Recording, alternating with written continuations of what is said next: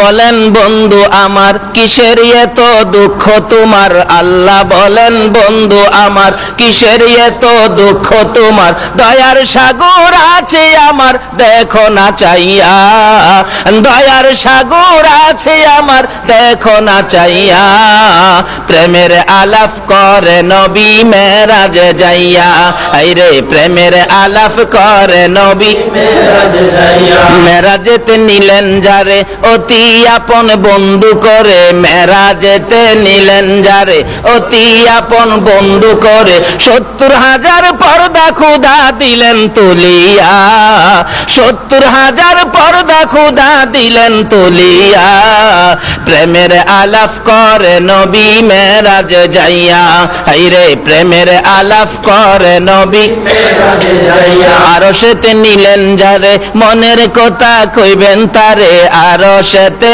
নিলেন যারে মনের কথা কইবেন তারে, জান্নাতেরই চাবি দিলেন তাকে বুঝাইয়া, জান্নাতেরই চাবি দিলেন তাকে বুঝাইয়া, প্রেমের আলাপ করে নবী মেরাজে যাইয়া, হাইরে প্রেমের আলাপ করে নবী মেরাজে। আমার আল্লাহ বলেন জিবরাইল আমার বন্ধুর সাথে গোপন আলাপ হবে। আল্লাহু আকবার।